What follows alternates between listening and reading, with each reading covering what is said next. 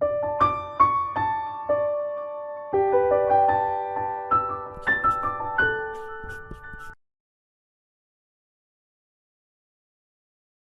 everyone, welcome back to the Audit and Attestation class. In this class, we'll be understanding in detail about the Dodo Frank Act 2010. The Dodo Frank Act has almost 10 subtitles, which is starting from A, B, C, D, E, F, G, H, I and J. So in this video, we'll be understanding in detail the first three subtitles, which is A, B and C. In the next following video on the Dodo Frank Act 2010, which is part 2, there we'll be understanding rest of the 7 subtitles. So let's dive into to understand first three subtitles A, B and C of the Dodo Frank Act 2010. Now coming to the next bigger topic, which is Dodo Frank Act 2010, that is also called Investor Protection and Security Reform. So let me quickly take you through what we have done. We have done with the Federal Security Act 1933. We are done with Federal Security Act 1934. Now we are with Dodo Frank Act. So we will be covering today this Dodo Frank Act, and in next class we'll be covering SOX and PCOB because that's a bigger topic, right? So Dodo Frank Act, this is applicable to the auditor of the issuer.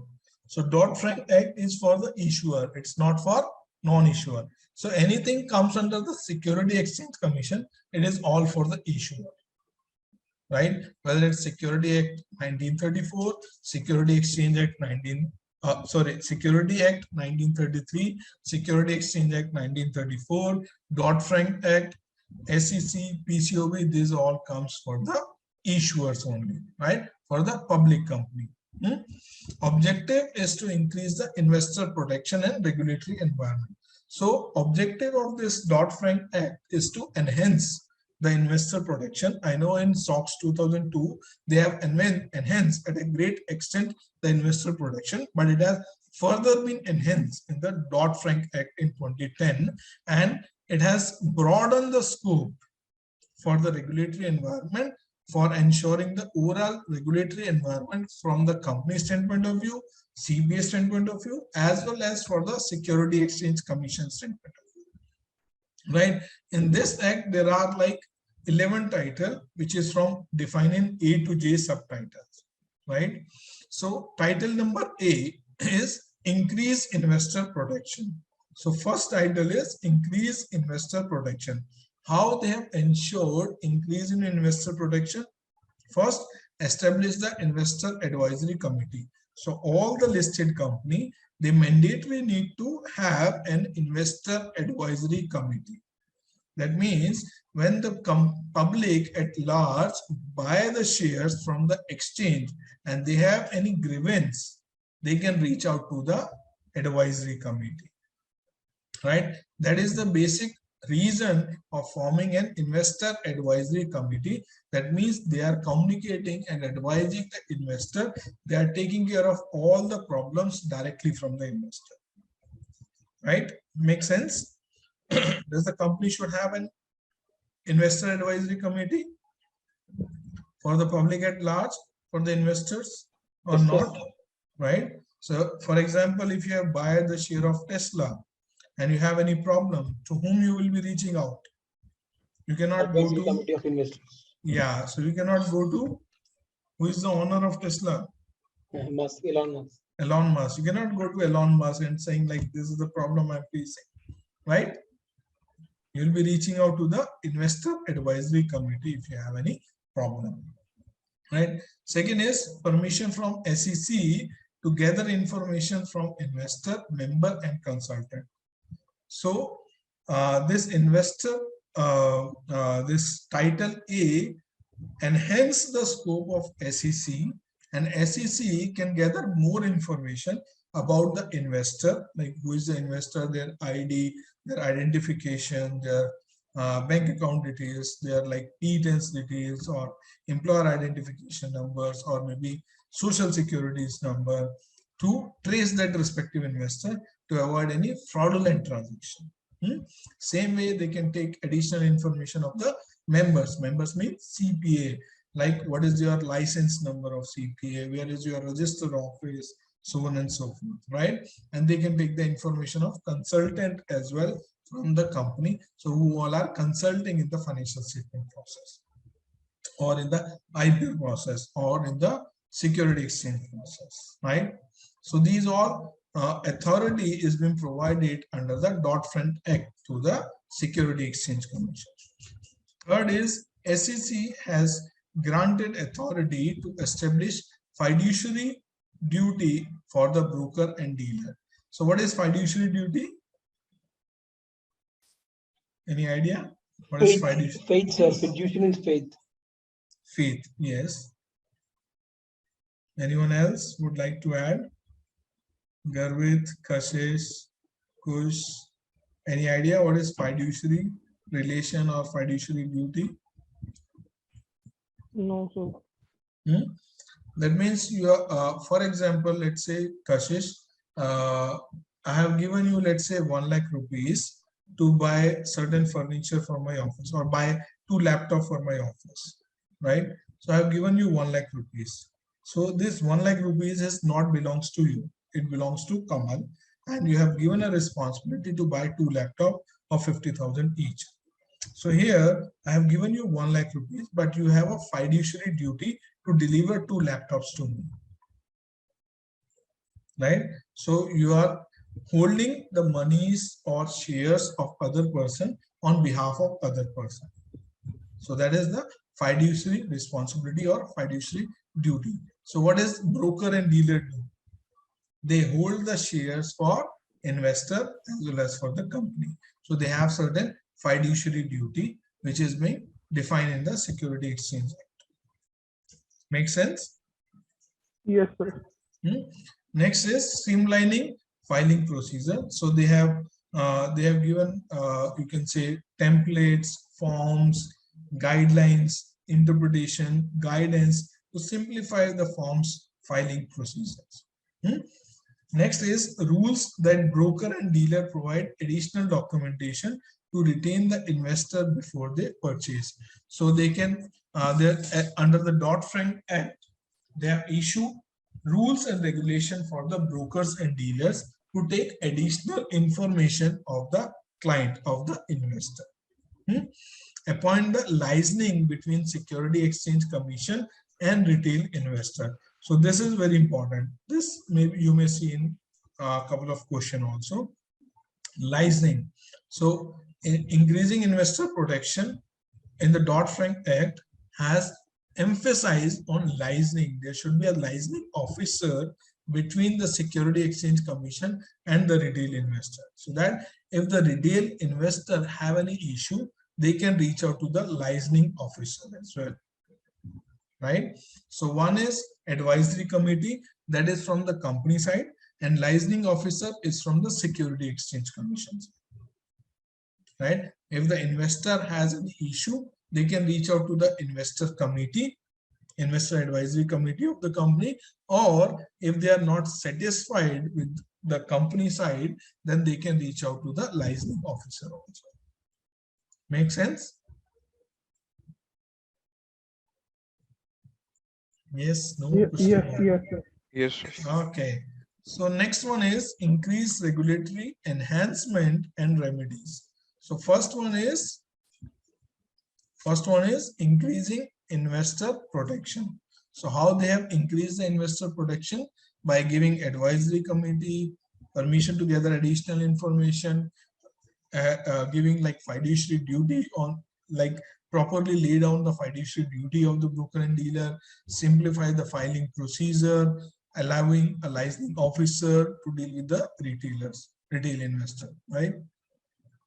Next is increase regulatory environment and remedies. So overall environment, they have enhanced. Overall regulatory environment, they have enhanced. How they have enhanced overall regulatory environment and remedies they have given to the investor. First one is impose on prohibited condition or limitation on use of arbitration arrangement between the broker, dealer, and investor. So they have limit the cases, what all condition in which you can go for a litigation or arbitration. Otherwise, for all small nuts and bolts, like there are so many finicky investors, they start going to arbitration or litigation against the broker and dealer. So they clearly lay down in what all things you can reach out to the administrative department or maybe arbitration department or litigation matter. So that has simplified the process and has reduced the routine regulatory involvements or routine litigations matter. Second is whistleblower policy, right? So they have implemented the whistleblower policies against the brokers, dealers, and company as well. That means if you have any issue for any company, you can directly raise your concern under the whistleblower policy to the Security Exchange Commission, and there would be dedicated officer aligned to your issues from the Security Exchange Commission standpoint. Third is rule for disqualification of a person from purchase and sale of security. For example, if anyone is found guilty in a criminal law, right? So for example, someone has done the murder, someone has done the big fraud crime. So those kind of people would be considered as disqualified to participate in the security exchange market, to avoid any litigation issue or to avoid any future you can say litigation matters. Next is civil penalties are awarded to the victim at discretion of SEC.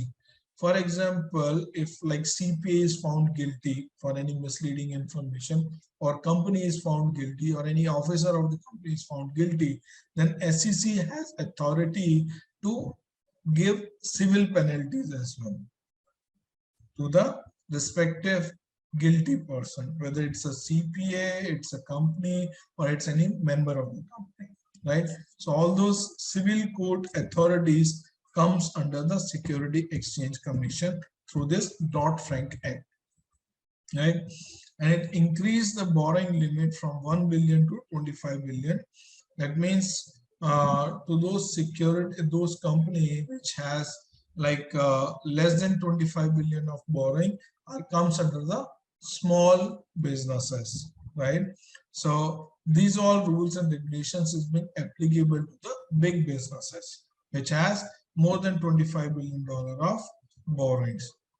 Subpoena served to compel with the attendance. So here it has given the authority to the Security Exchange Commission that once they issue a subpoena to an individual, CPA, company, or firm, then they mandatorily need to come for the hearings, right?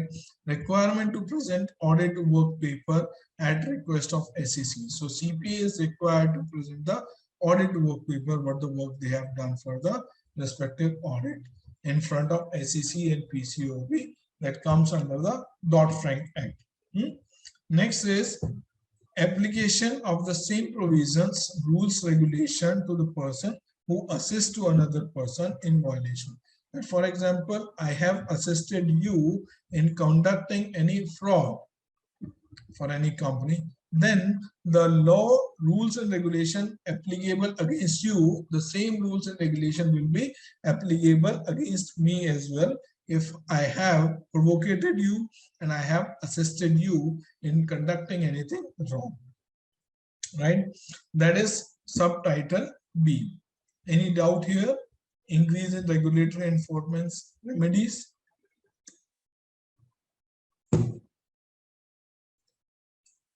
Yes, so far, so good.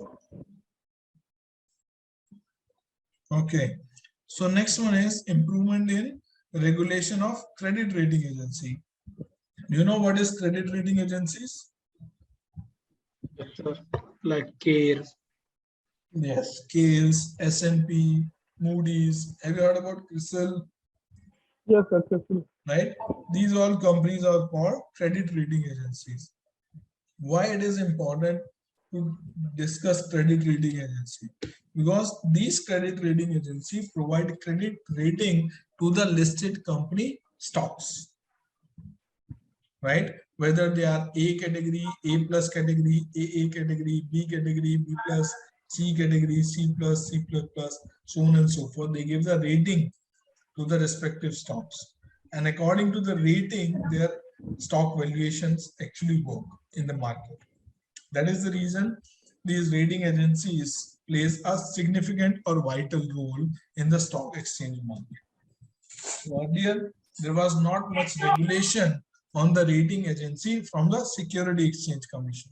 Through this Dodd-Frank Act, they have taken this rating agency under the umbrella of Security Exchange Commission Act. Right? So what are the rules applicable to the rating agency? First is same set of PCAB standard applied to the credit rating agency.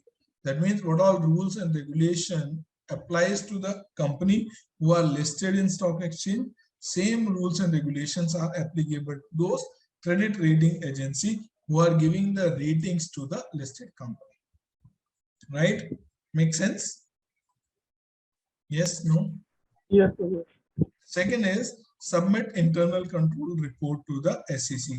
Same way for the listed company, how we conduct an integrated audit in which we do the financial statement audit as well as audit on internal controls. Right? Same way the credit rating agency also need to ensure the internal control audit and submit their report with the SEC. Third is review conflict of interest that may influence credit rating agency. That means the conflict of interest, that means that credit rating agency should be independent of those stocks for which they are providing the rating. That means they should not be having a shareholding in those companies for which they are providing the rating. Right?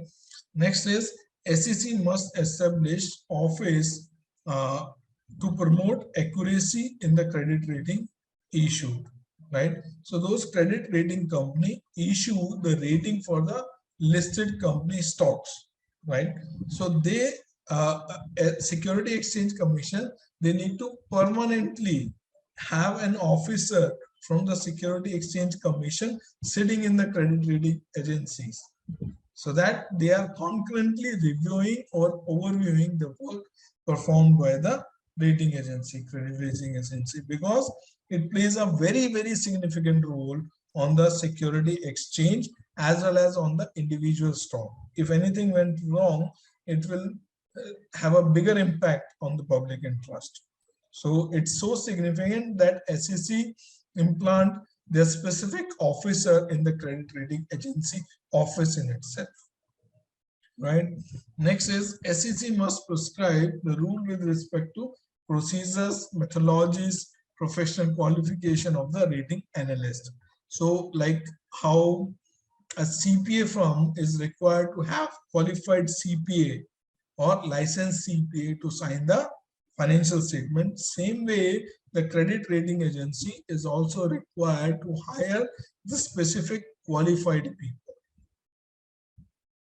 right? And should have an appropriate experience in their team member to give the rating to those respective securities. Last is fair disclosure rule. The Security Exchange Commission require a fair disclosure in the financial statement of the credit rating agencies, same way how it applies to the listed companies. So these all are requirement on the credit rating agencies from the Security Exchange Commission. Make sense?